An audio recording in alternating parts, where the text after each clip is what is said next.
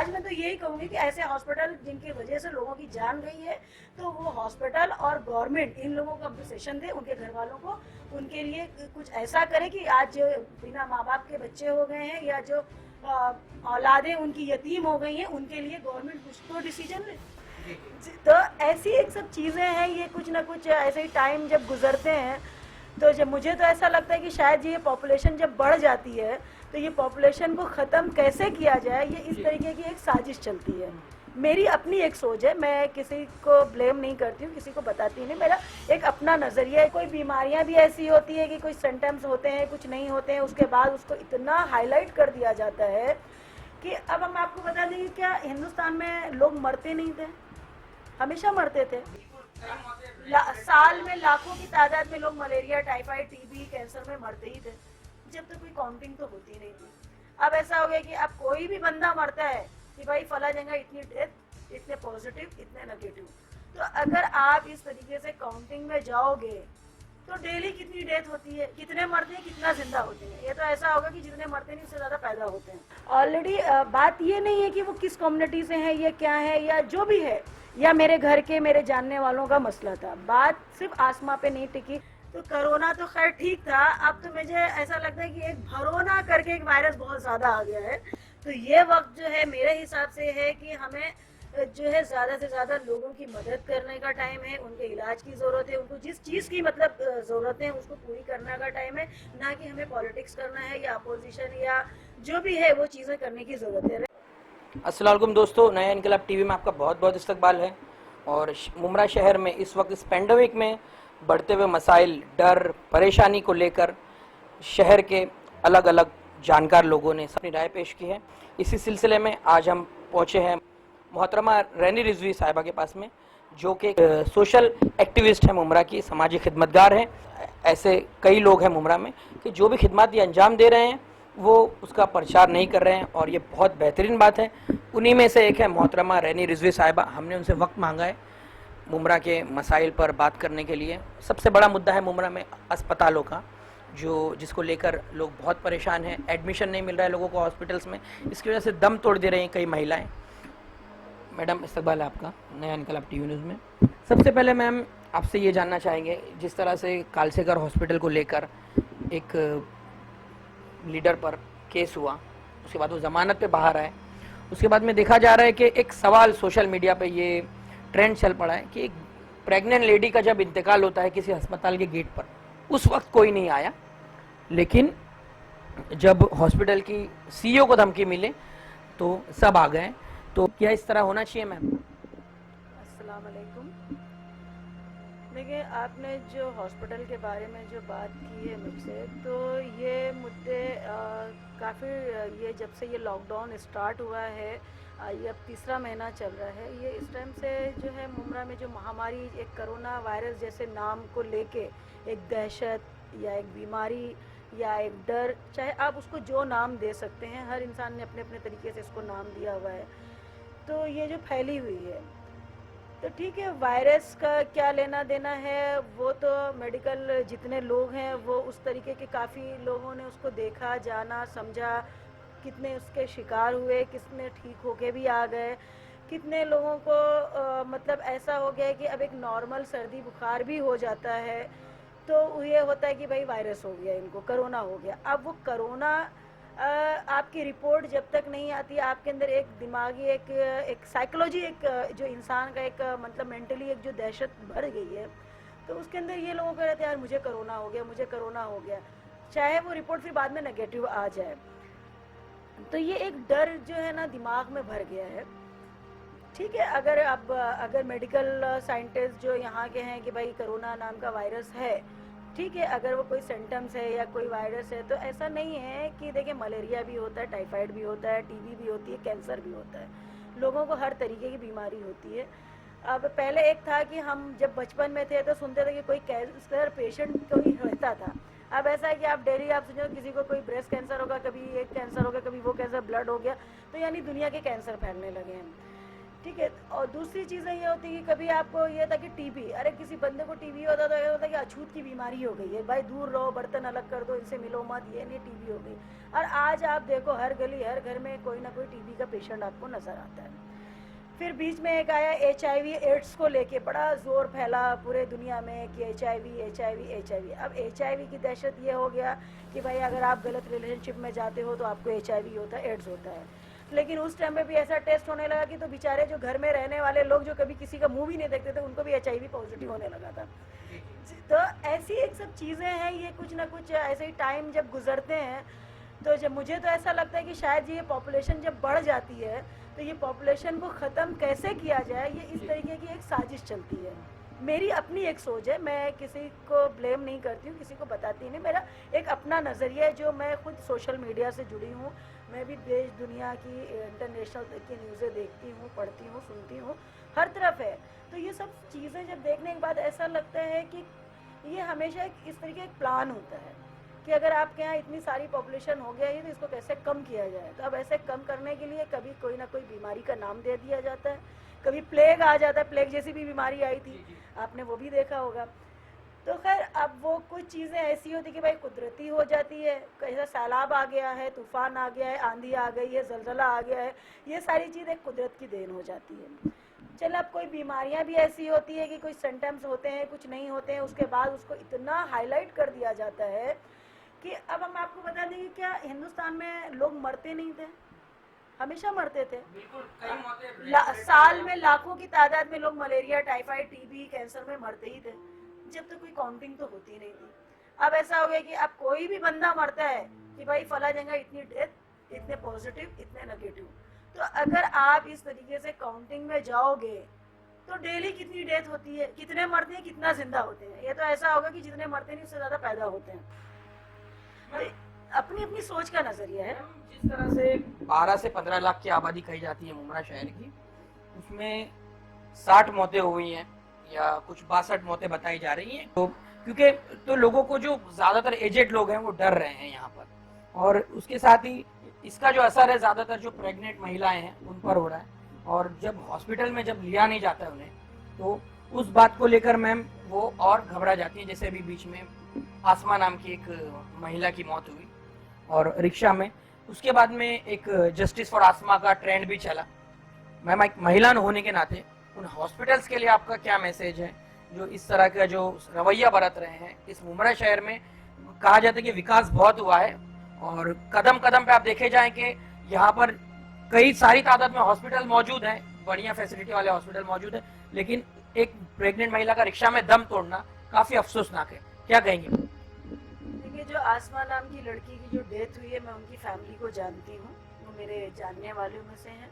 जिस टाइम पे उसकी डेथ हुई मुझे फ़ोन आया, उस टाइम पे मैं मुमरा में अवेलेबल नहीं थी। मेरे भांजी, मेरे मतलब रिलेटिव्स ऑलरेडी, मेरी एक्चुअली नंद की फैमिली के रिश्तेदारों में से हैं वो लोग।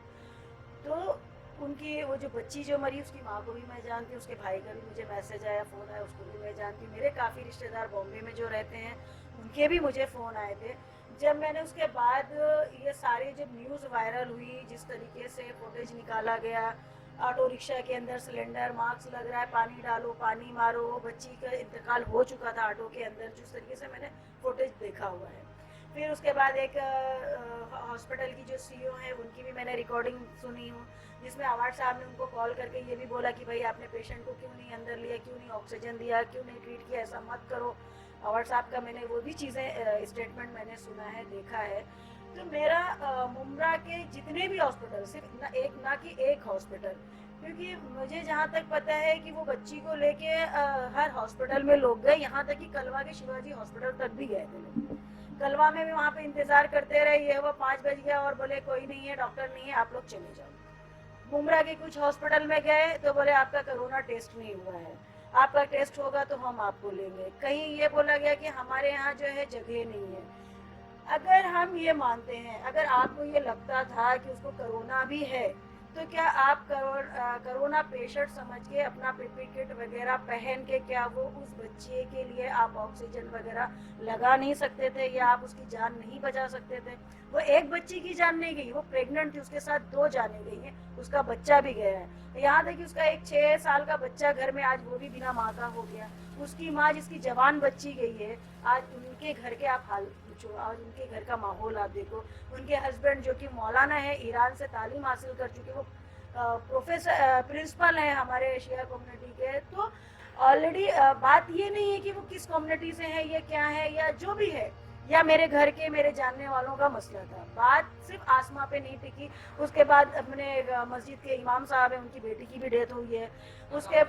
उसके बाद एक औरत जो डिलीवरी के बाद हॉस्पिटल में उसकी डेथ हो जाती है, बाद में उसका टेस्ट के लिए रिपोर्ट के लिए इंतजार करते, वो नेगेटिव आती है। उसके बाद यहाँ के कब्रिस्तान में उसको नहीं लिया जाता है कि भाई जब रिपोर्ट नेगेटिव है तो आप क्यों नहीं ले रहे उसको? अरे पॉजिटिव भी है तो कब्रिस्तान तो मुर्दों के लिए है ना यार। तो नेगेटिव पॉजिटिव क्या होता है? आपको तो तदफीन जरूरी होती है ना इंसान की।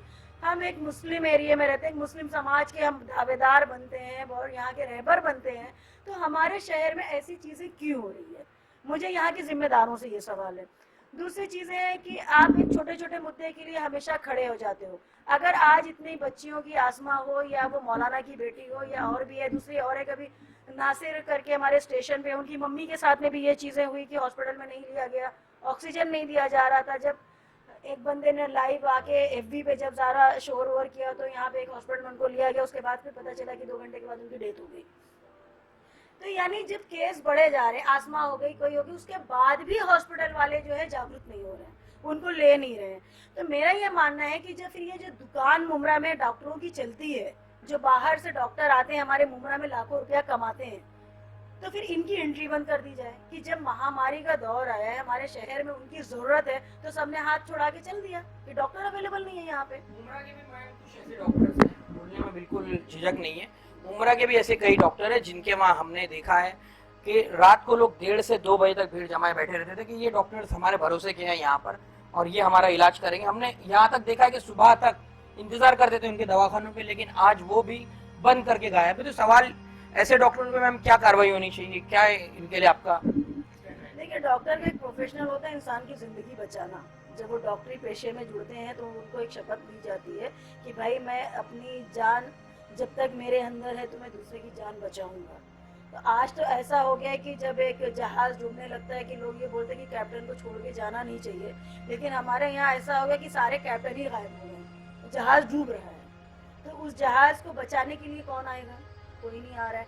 आज इतनी तकलीफें हो गई, चाहे जो चीज हर अपने तरीके से हर इंसान हर एक जगह फैसिलिटीज पहुंचा रहा है। ये लॉकडाउन में आज जो गरीब मजदूर जो रोज कमाने खाने वाले लोग, आज उनके पास रोजगार नहीं। अरे कोरोना तो बाद में मारेगा, इंसान भूखे मर रहा है। मैं आपको ये भी बता दूं, लोगों के खाने को नहीं है, दवाओं के लिए पैसे नहीं है। अब आप ये बोलते हो कि अगर आपको है तो आपको टेस्ट कराना जरूरी है। टेस्ट कराने के लिए 5,000 रुपये कहाँ से लाएगा बंदा? गवर्नमेंट हॉस्पिटल में आप जाओ तो दुनिया की लंबी लाइन रहती है। आपको अगर टेस्ट होता है ये हुआ कि पॉजिटिव हुआ, हॉस्पिटल जाते हैं, वहाँ पे मर गया बंदा, यहाँ से चल के जाता है, वहाँ से उनकी बॉडी आती है। तो ये सारे मुद्दे हैं, बात एक चीज नहीं है, बहुत सी चीजें हैं। तो यही सिचुएशन में बस यही है कि क्या वो जो डॉक्टर पेशे से लोग हैं इस तरीके के पेशेंट को जो छोड़ देते हैं या उनको ट्रीट नहीं करते या ट्रीटमेंट नहीं देते, क्या उनके घर में उनकी फैमिली नहीं है, उनकी बेटी नहीं है, उनके माँ नहीं है, भाई नहीं है, बच्चे नहीं है, बाप नहीं है? तो एक इंसानियत भी कोई चीज़ रहती है यार। अगर हम कोई प्रोफेशनल में है तो कम से कम अगर आपको ऐसा लगता है कि ये बंदा पॉजिटिव है तो आप अपना किट वगैरह पहन के उसको ट्रीटमेंट तो आप कोरोना पॉजिटिव समझ के ट्रीट करो ना, बंदे को जाने क्यों देते हो? ऐसे आज कितनी जाने चली गई मुमरा में। तो आज मैं तो यही कहूँगी कि ऐसे हॉस्पिटल जिनकी वजह से लोगों की जान गई है, तो वो हॉस्पिटल और गवर्नमेंट इन लोगों को कंपनसेशन दे, उनके घर वालों को, उनके लिए कुछ ऐसा करे कि आज जो बिना माँ बाप के बच्चे हो गए हैं या जो औलादें उनकी यतीम हो गई हैं, उनके लिए गवर्नमेंट कुछ तो डिसीजन ले।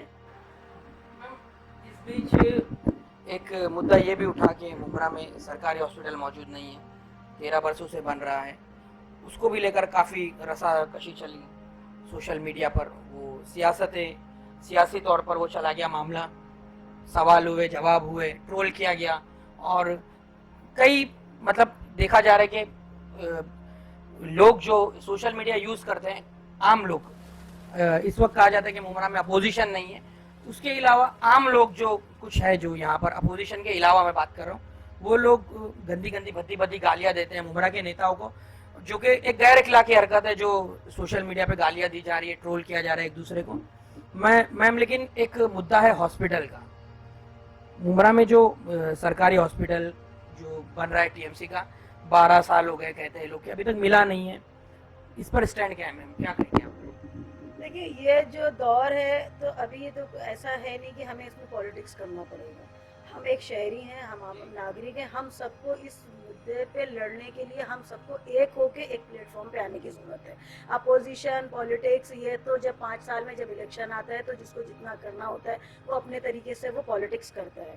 तो ये वक्त जो है मेरे हिसाब से है कि हमें जो है ज़्यादा से ज़्यादा लोगों की मदद करने का टाइम है, उनके इलाज की ज़रूरत है, उनको जिस चीज़ की मतलब ज़रूरत है उसको पूरी करने का टाइम है, ना कि हमें पॉलिटिक्स करना है या अपोजिशन या जो भी है वो चीज़ें करने की ज़रूरत है। रह गया दूसरा मुद्दा कि हॉस्पिटल के लिए, हॉस्पिटल का जो है मुद्दा काम तो स्टार्ट है ऑलरेडी, ऑलमोस्ट शायद ये था कि ये महीने में अभी 3 महीना जो ये लॉकडाउन हो गया इसकी वजह से शायद थोड़ा सा काम और भी पीछे चला गया, वरना ये था कि 2-4 महीने के अंदर हॉस्पिटल हैंड ओवर कर दिया जाएगा।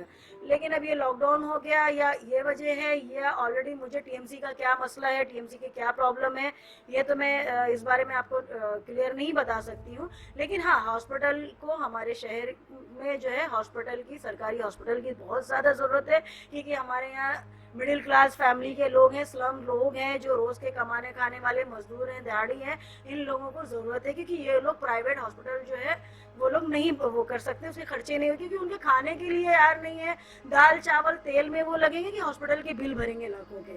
तो इस चीज़ों की ज़रूरत है हमारे शहर में।